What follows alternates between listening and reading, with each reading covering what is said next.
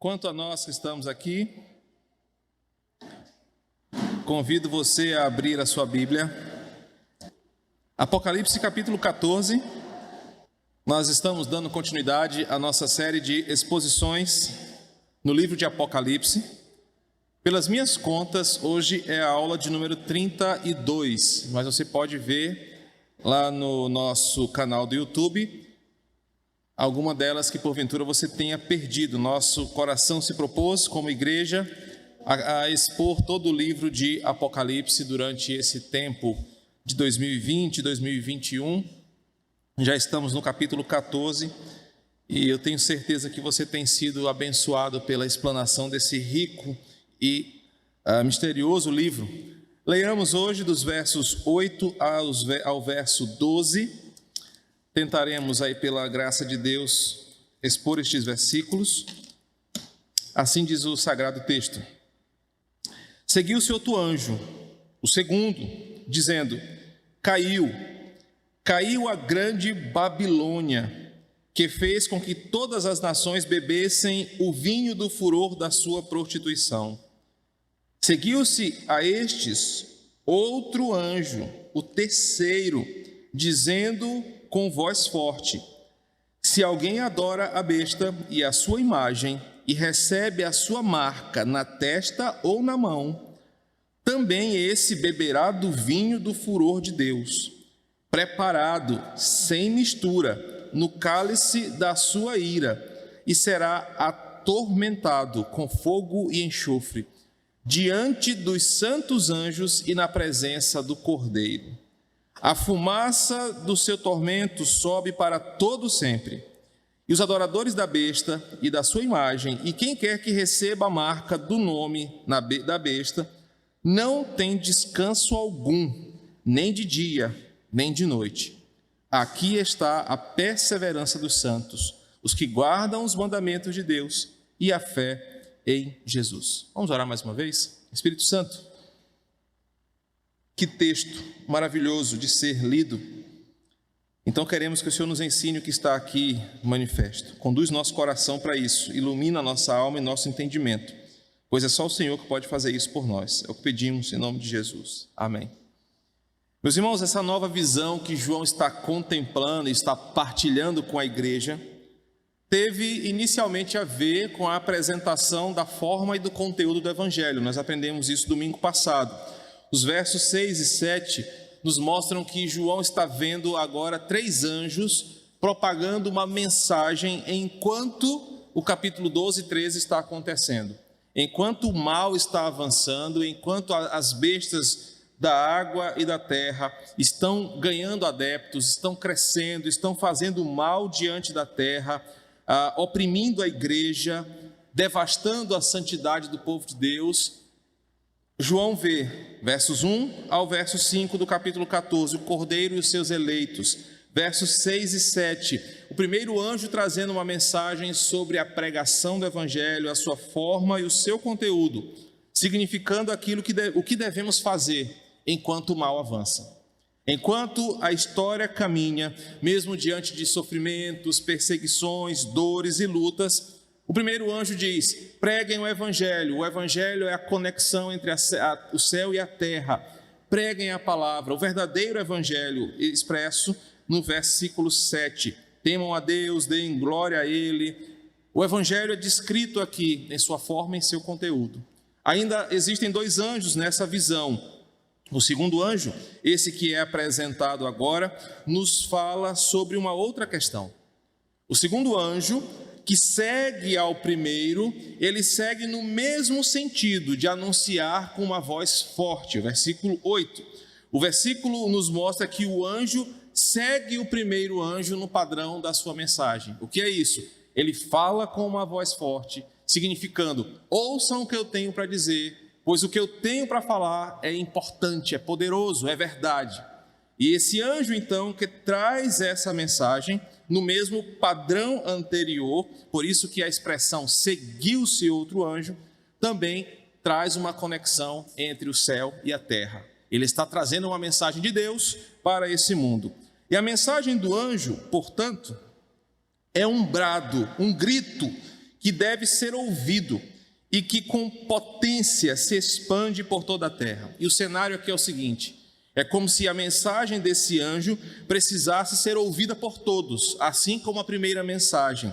A mensagem é clara e objetivamente contra um personagem, uma instituição, que é chamada aqui de Babilônia. Você geralmente já está acostumado a ouvir caiu o Vasco, né? Mas aqui não é, caiu a Babilônia.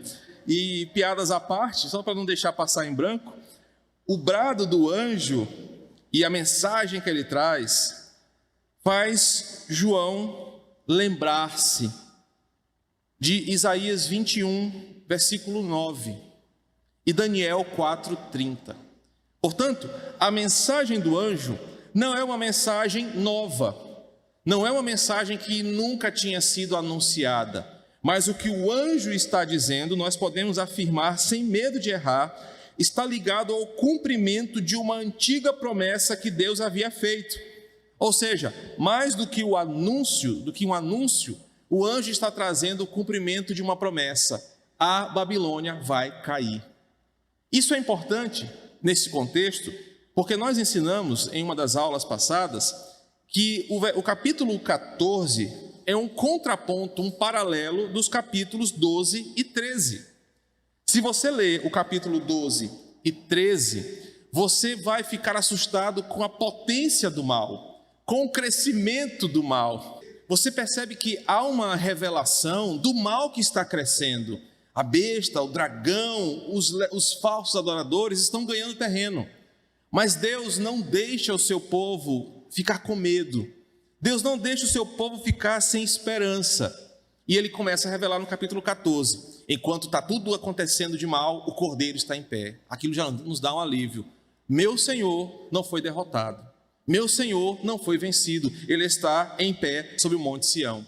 Além disso, João vê a igreja representada nos 144 mil, garantindo que o mal vai avançar, mas nenhum dos que são de Deus serão derrotados. Nenhum dos que são do Senhor sairão das suas mãos. Nenhum dos que são dele se perderá. Isso já nos dá um alívio. Agora o anjo fala: mas não fiquem sentados assistindo isso acontecer. Preguem o evangelho. Lutem contra esse mundo caído, não com armas carnais. Lutem com a mensagem do evangelho. E agora o versículo 8 diz o seguinte: a Babilônia vai cair. A Babilônia já caiu. O mal será derrotado. O mal perderá. Então essa é uma história com um fim já declarado. E essa é a ênfase aqui. A Babilônia já vai cair. Ela pode fazer o que for, pode se levantar com tanta força, pode se levantar contra a igreja, contra todos, parecendo ser indestrutível, mas ela vai cair. Por quê? Porque Deus já falou. Isaías 21, versículo 9, Daniel 4:30, são exemplos de mensagens que Deus falou: a Babilônia vai cair. Então, o que significa, já que eu estou falando da Babilônia, o que ela significa e por que ela vai cair? Isso é importante para nós. João usa esse termo Babilônia 6 vezes durante o livro de Apocalipse. Na aula que está escrita aqui, você vai ver as referências. E sempre que João vê ou fala da Babilônia, ele usa esse termo com 3 finalidades específicas. Primeiro, a Babilônia literal do tempo do Antigo Testamento. Nós já estudamos Daniel aqui na igreja, nós já estudamos profetas como Abacuque, profetas do tempo do exílio, que mostram o que era o Império Babilônico naquela época do final do Antigo Testamento. Um império impetuoso, grandioso, poderoso, mau, usado até mesmo por Deus para punir as nações. Então João, quando quer falar de um império, uma nação má, carrasca, impiedosa, poderosa, que representa o que é mal nesse mundo, João fala da Babilônia. Mas ele também usa esse termo como um codinome para Roma. Ele vai falar, assim como Pedro fala em 1 Pedro 5,13, acho que pode projetar aí para nós, usando o termo Babilônia para Roma, que parecia ser uma linguagem comum entre os apóstolos do primeiro século. Quando eles queriam falar de Roma, para não falar mal de Roma no Império Romano, eles associavam o Império Romano à Babilônia. Isso por quê?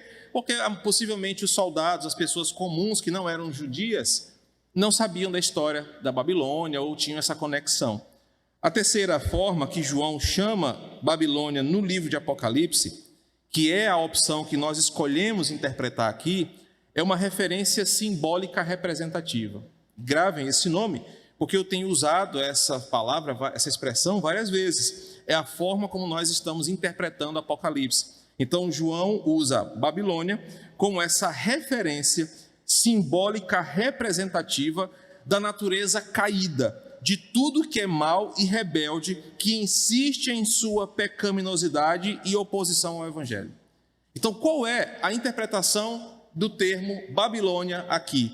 João está dizendo, caiu toda a natureza caída, rebelde, pecaminosa, todos aqueles que se levantam contra o Senhor, seu povo e a sua palavra vão cair. Ele não está falando de uma nação, não está falando de uma etnia, ele está falando do mundo distante do Evangelho. E o anjo vem, então, diz que esse povo vai cair, como uma mensagem em um tempo verbal, confirmando. Ela vai cair para nós no futuro. Mas quando o anjo declarar isso, já caiu, o mal foi vencido. Uma vez que nós aprendemos, então, que o livro de Apocalipse é para a igreja de todos os séculos, é mais prudente compreender que Babilônia aqui é o fim do mundo rebelde, o fim dos inimigos do Evangelho, o fim daqueles que se levantam contra o Senhor. Babilônia representa um reino diferente do reino de Deus, o reino das trevas, um reino que se opõe àquele reinado messiânico. É um reino que é composto por pessoas rebeldes, que vivem de forma ímpia e pecaminosa. Caso alguém queira saber o que é a Babilônia, basta você olhar para o mundo ao seu redor. Pessoas que se levantam contra o Evangelho e que não aceitam a palavra do Senhor, muito menos o seu governo. Alguém já afirmou no passado que a Babilônia representa o símbolo da impiedade, que em todas as épocas seduz as pessoas para longe da adoração ao Criador. Lembra da história de Daniel? Olha, venham comer a comida da Babilônia, bebam o vinho do rei, mas esqueçam a lei do Senhor. Lembra de Daniel, capítulo 1, versículo 8? Daniel propôs-se no seu coração não se contaminar com as iguarias do rei. Então, um certo escritor diz que a Babilônia é o inimigo de Deus, que se opõe, por vezes, com poder mundial para oprimir os santos de Deus. A mensagem do anjo, então, é um anúncio claro: o fim dos inimigos de Deus, eles perderão, eles cairão, é a queda daqueles que se levantam em todos os anos, em todas as épocas, contra o Senhor e contra o seu povo. Desde o contexto dos exílios, a Babilônia representa isso para o povo de Deus. Deixe-me contar uma história para vocês. Boa parte da teologia defende o seguinte: antes do exílio, Israel não tinha essa compreensão de Satanás como nós temos hoje. Caricaturamente, Satanás para muitos tem uma cabeça de bode, pés de bode, um chifre, tridente, fede a fogo e enxofre. Essa visão não era comum no povo de Israel antes do exílio, porque Israel tinha uma compreensão diferente do que nós temos hoje. É a compreensão de Jó, é a compreensão dos patriarcas. Bem e mal vem do Senhor.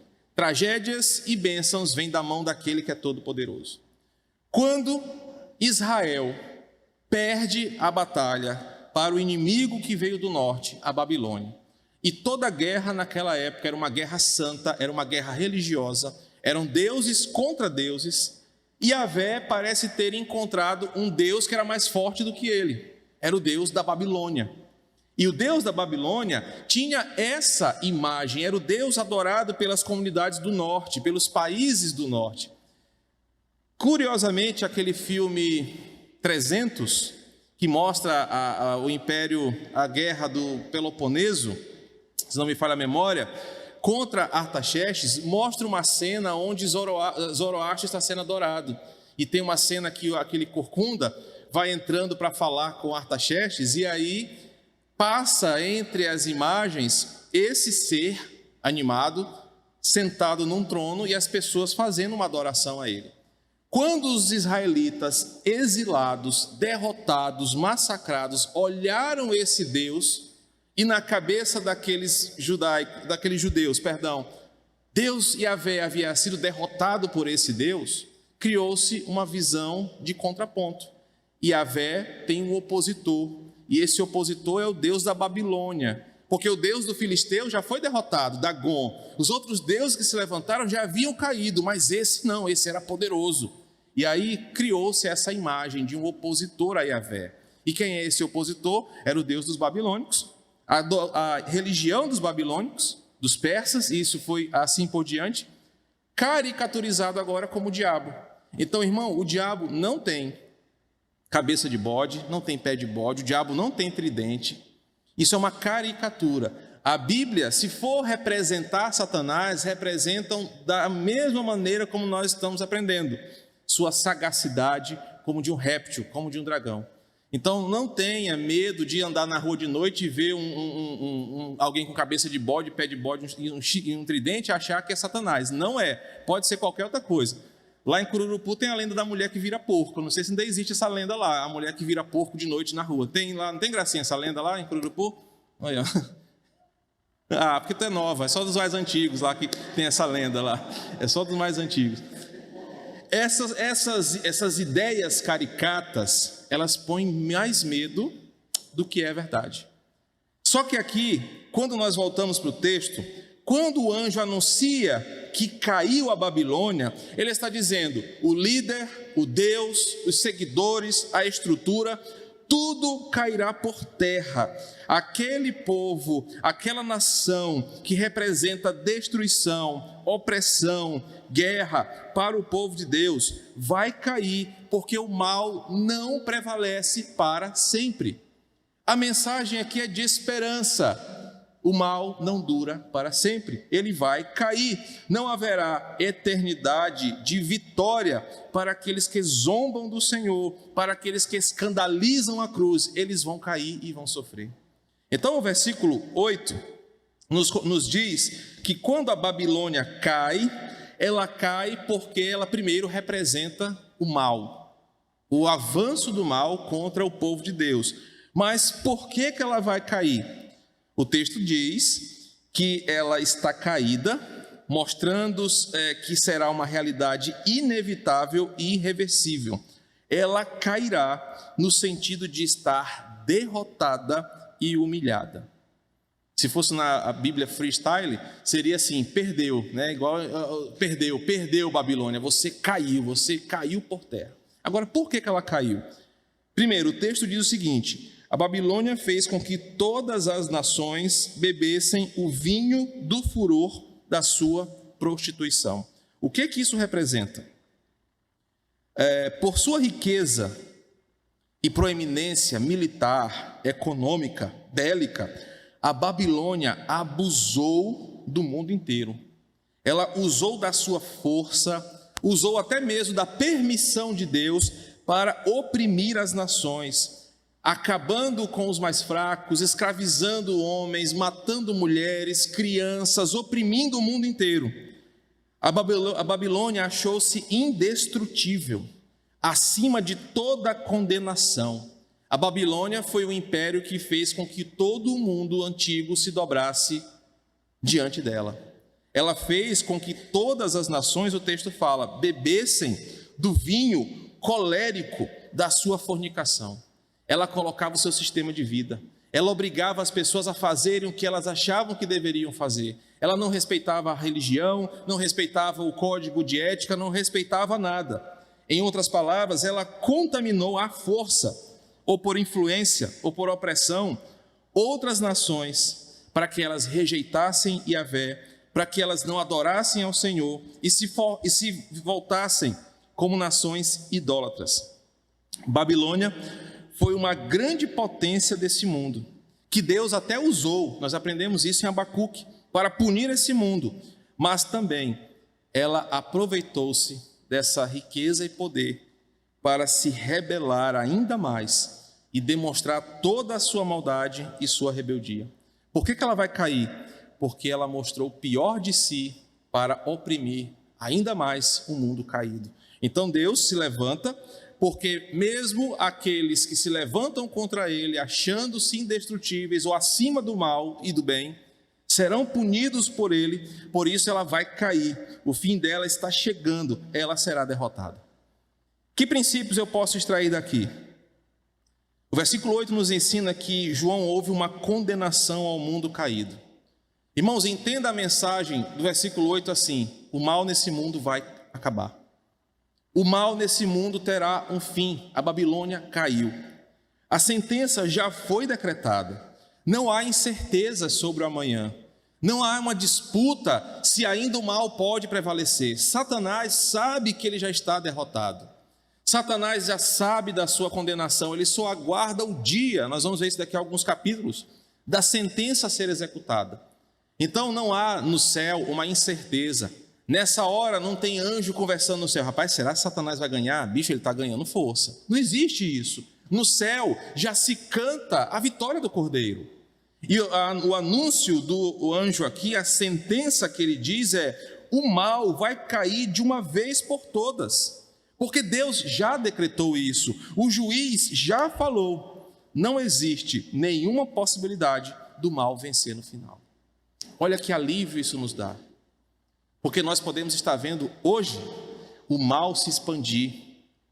Nós estamos vivendo aqueles dias de tensão, toda vez que tem aquela coisa, o bonde do 40 está na rua, ninguém pode sair, estão matando gente direto.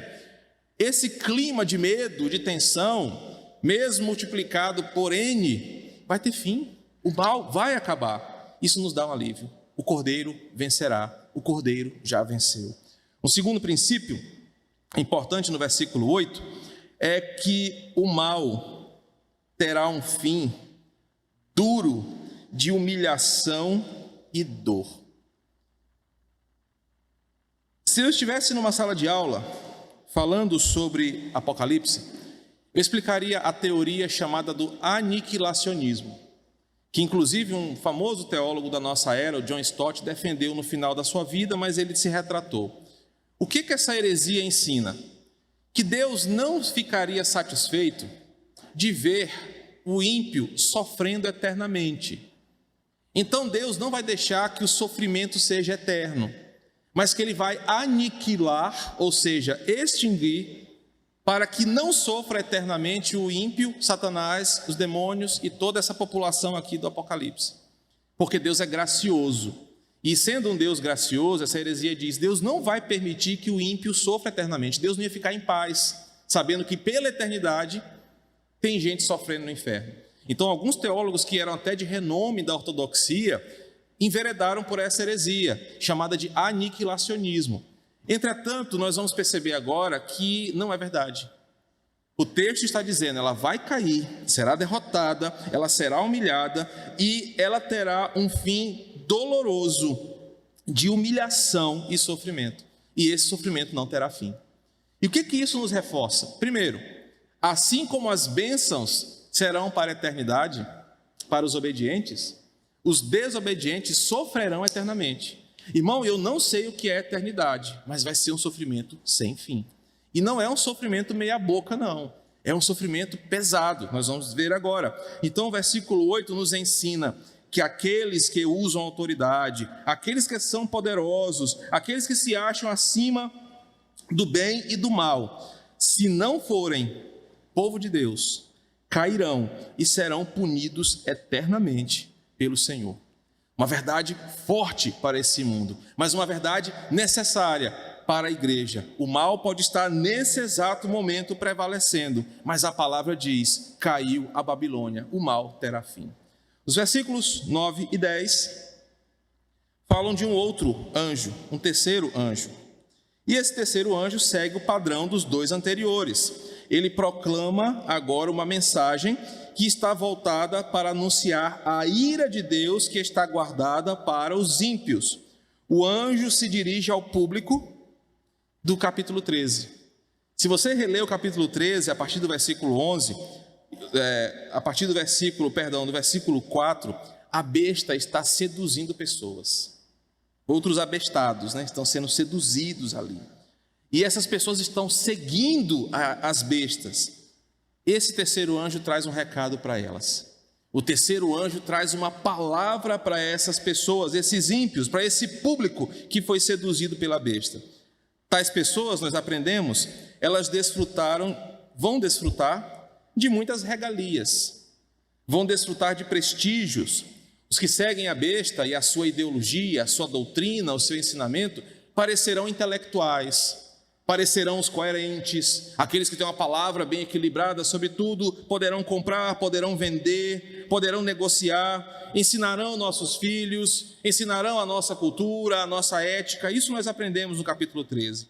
Essas pessoas que concordaram com o ensinamento da besta, vivem os seus ideais, defendem a sua política, a sua religião, a sua ética, a sua cultura, são advertidos aqui pelo anjo na sua terceira mensagem.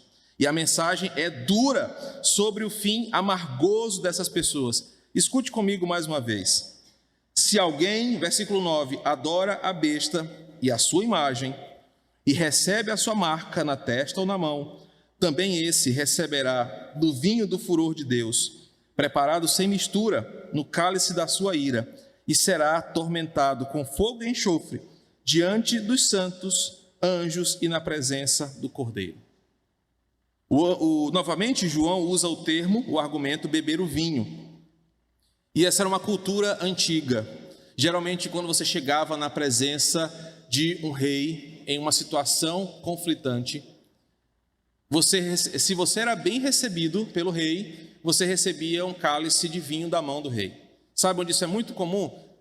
Na série Game of Thrones, onde eles bebem muito vinho. Toda vez que alguém chega na presença tanto do Joffrey, quanto da Cersei, quanto do Tyrion, eles sempre são recebidos com um cálice de vinho.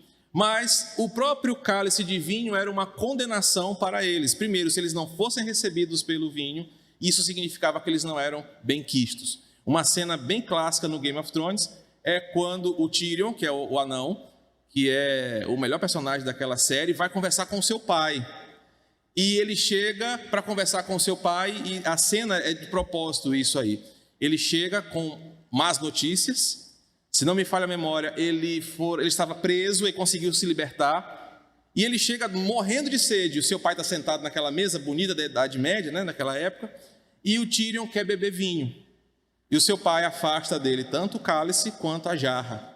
E ele tenta várias vezes pegar, mas como o pai não gostava do filho, e ele tira do filho o cálice e o vinho.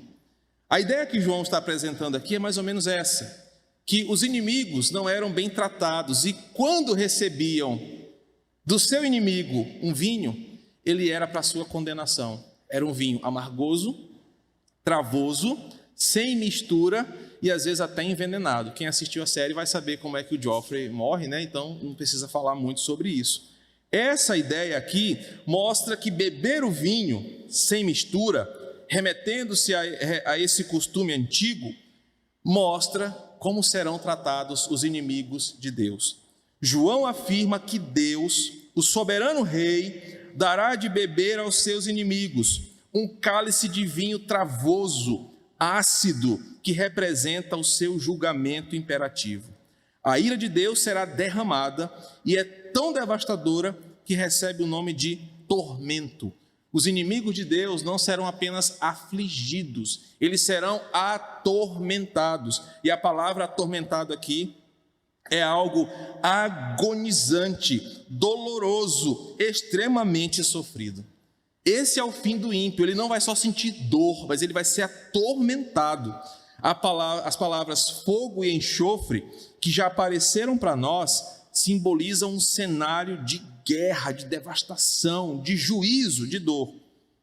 Esse é o fim do ímpio, sofrendo, atormentado, num cenário de fogo e enxofre, com dores eternamente. E o texto fala, diante dos santos anjos e na presença do Cordeiro. Detalhe teológico para você que gosta de estudar teologia. Esse texto nos reforça a ideia da presença de Deus no inferno. Crentes às vezes não imaginam que Deus está no inferno. Como assim Deus está no inferno? Há um conceito da chamada doutrina da onipresença. Deus está em todos os lugares. Mas essa doutrina da onipresença não implica em dizer que Deus está em todos os lugares com a mesma finalidade. Deus está no centro da sua igreja, no trono estabelecido por Ele para ser adorado.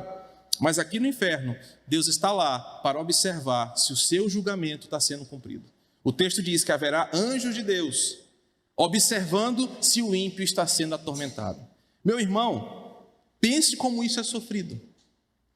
Mesmo que um demônio tivesse com dó, poxa, ele é tão bacana, ele tem tatuagem, ele tem uma barba legal, ele tocava bateria no quatraque, eu vou pegar leve com ele. O anjo fala: negativo, faça o que Deus mandou.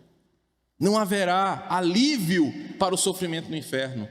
Por mais que as almas gritem para que os demônios parem, por mais que as pessoas desesperadas no inferno de tanta dor supliquem por misericórdia, os demônios não terão misericórdia, e Deus não deixará que eles tenham misericórdia. Olha que coisa sofrida.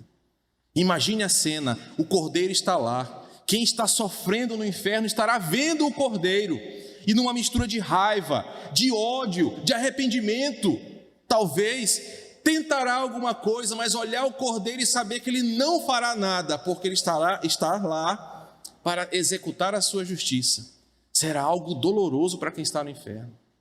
Por mais que eles supliquem, por mais que eles clamem, isso não vai acontecer.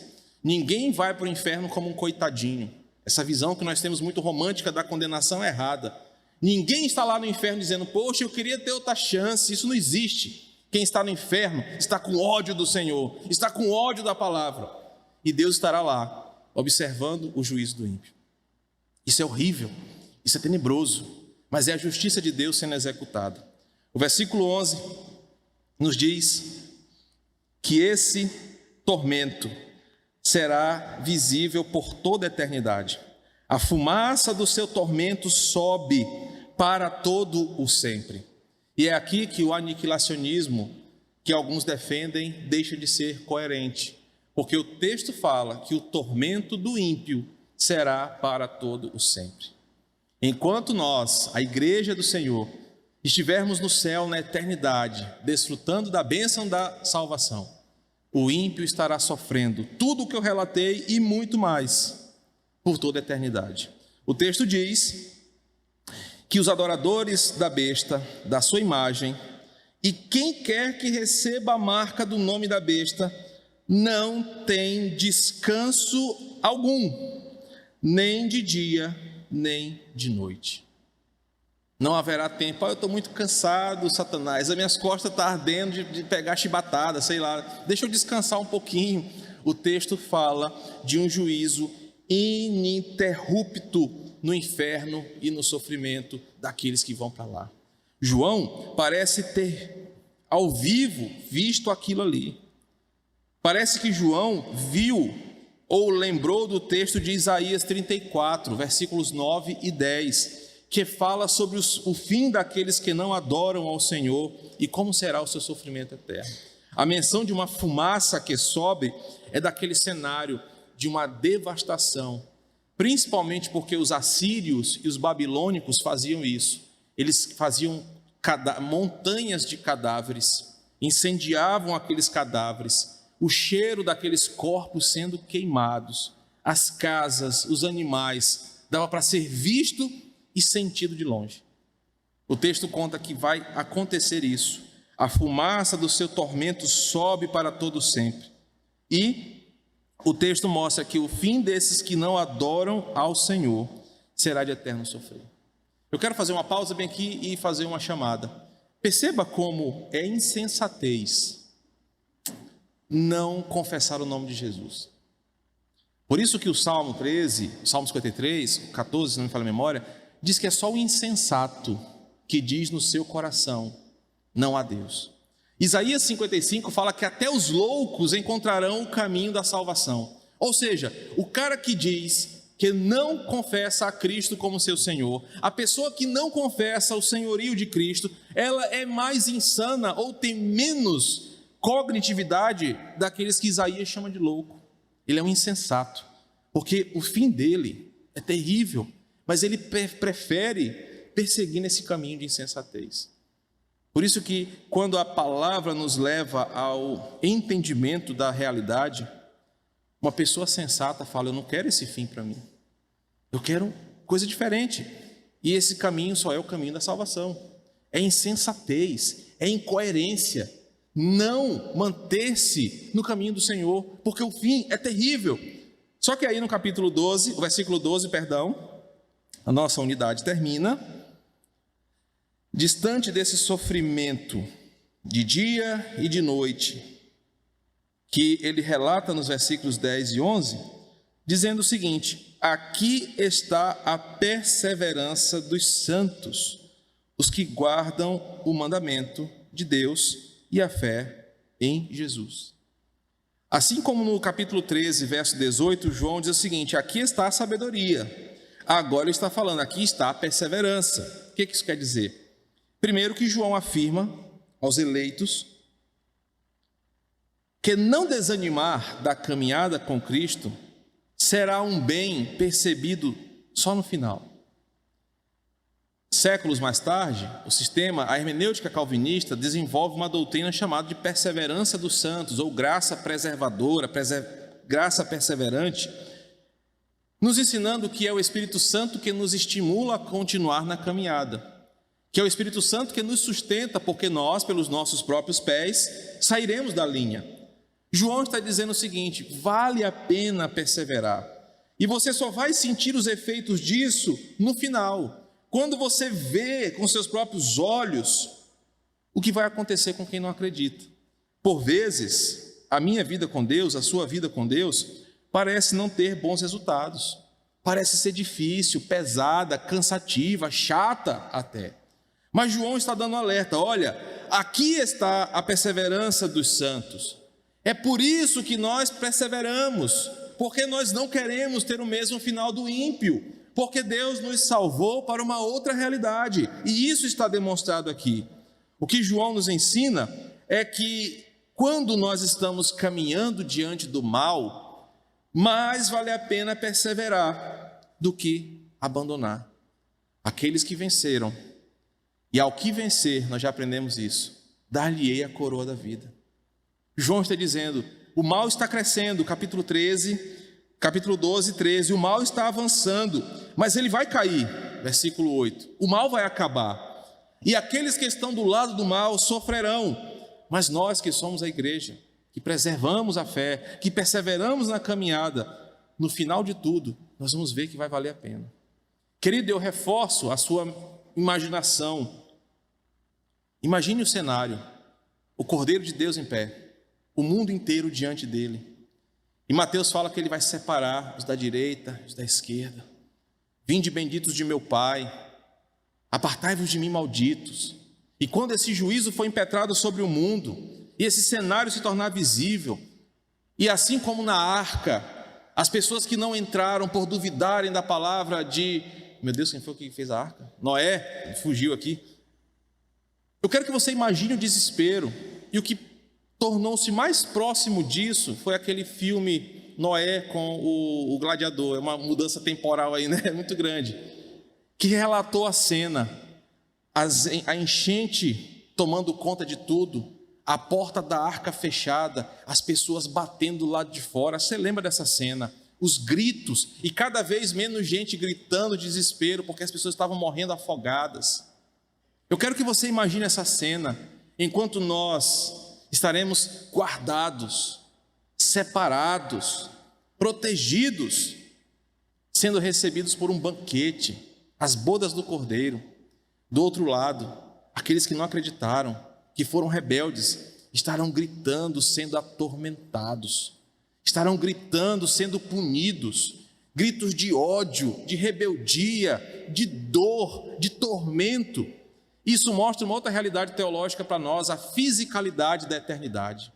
Nós não seremos o Gasparzinho, nós não seremos almas penadas, só sente dor aquilo que está vivo, só sente dor aquilo que tem sensibilidade. Então nós teremos uma fisicalidade eterna, nós sentiremos o sabor da comida da nova terra, Nós sentiremos o sabor das coisas que provaremos que não conhecemos hoje. O nosso corpo sentirá alívio, sentirá descanso. Mas do outro lado, o corpo do ímpio sentirá dor. Do outro lado, o corpo do ímpio será penalizado. E não haverá tempo para cicatrizar. Não haverá tempo para descanso. É eterno. Que princípios, eu posso destacar da fala desse terceiro anjo para a igreja? Assim eu já estou caminhando para o final. O terceiro anjo mostra que aqueles que adoram a besta e se beneficiam do que ela oferece, jamais serão considerados como inocentes, jamais passarão impune.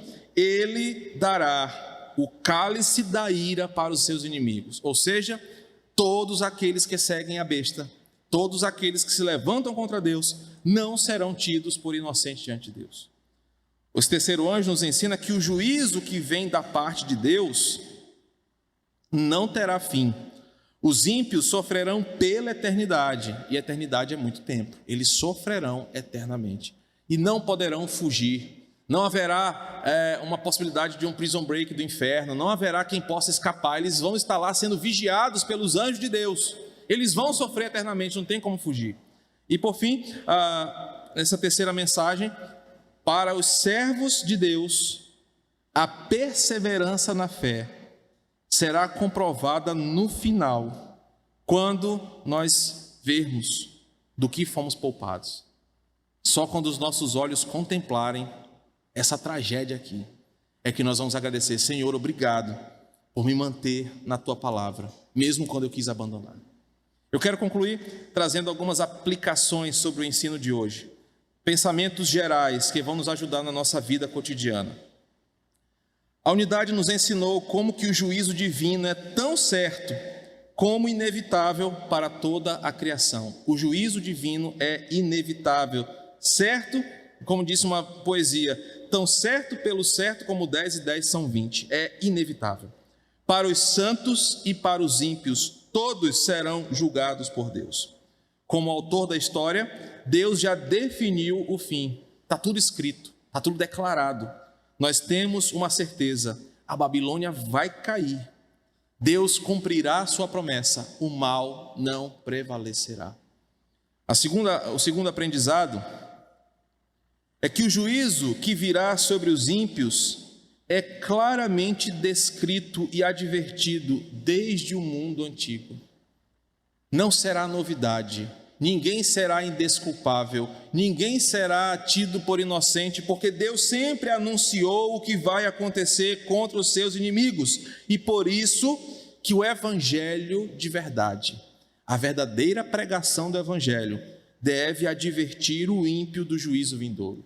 Meus irmãos, é por isso que eu não desperdiço tanto a oportunidade que eu tenho de pregar a palavra, amaciando o seu ego, falando só o que você quer ouvir, falando só mensagens leves de borboleta, de flores, de água cristalina, porque o evangelho é uma pregação dura sobre o juízo divino. Eu preciso falar para você que me ouve sobre o fim trágico dos desobedientes. O evangelho nunca foi uma mensagem para aliviar o estresse da semana. O evangelho é aquela mensagem que por vezes te deixa inquieto no teu lugar, porque eu devo lembrar você, não é uma caminhada fácil, não é uma caminhada por vezes leve, mas é a caminhada que te leva para o céu. O fim do ímpio é pior. Então o evangelho de verdade deve pregar o juízo, deve proclamar o arrependimento, deve chamar pecadores a perceberem o seu final. Por fim, a unidade nos leva a perceber que a bem-aventurança da perseverança dos santos vai ser recompensada, visível e eternamente, quando eu e você olharmos com os nossos próprios olhos daquilo que fomos poupados e da graça eterna que foi derramada sobre nós. Um texto impactante, uma mensagem poderosa que nos leva ao versículo 13, que será a exposição da semana que vem. Bem-aventurados os mortos que agora morrem no Senhor. Eu quero falar sobre o destino final dos crentes na semana que vem.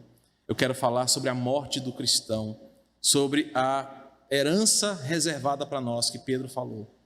Por isso que quando um cristão morre no Senhor, apesar da dor da separação física, o luto, ele é preenchido pela alegria. Aquele irmão venceu, ele está desfrutando da sua vitória. Oremos ao Senhor. Ó Pai, obrigado por esse ensinamento de hoje. É uma bênção saber que a Tua palavra é a verdade e que a Tua palavra se cumpre na vida de toda a criação. Saber que a Babilônia já caiu nos faz sair deste culto mais fortes, mais firmes, mais alegres. O mal não vai prevalecer. E nos faz ter esperança de que, como Teus filhos, seremos poupados dessa dura realidade aqui, do tempo em que o ímpio sofrerá eternamente. Nós seremos poupados, sendo transportados para o Teu reino, vivendo a alegria da salvação. Nos ajuda a perseverar, nos ajuda a não vacilar, nos ajuda, Senhor, a continuarmos firmes, mesmo quando o mal parece prevalecer sobre nós, porque o que nos aguarda é uma eternidade de gozo, de alegria do Senhor. Obrigado porque este ensinamento nos faz sair daqui, desejando pregar a Tua palavra, para que mais e mais pessoas ouçam esse convite da graça, se arrependam dos seus pecados e se voltem ao Senhor. Mas também essa mensagem é um alerta: o juízo de Deus está chegando, e terrível coisa é cair nas mãos do Deus irado. Nos leva em paz, nos dá um domingo abençoado, um dia do Senhor alegre, de celebração ao Teu nome. Possamos aproveitar com as nossas famílias em descanso, mas também dedicar um tempo para refletir nessa palavra, orar ao Senhor e às 18h30 estarmos de volta para cultuarmos a Ti. É assim que oramos, em nome de Jesus. Amém.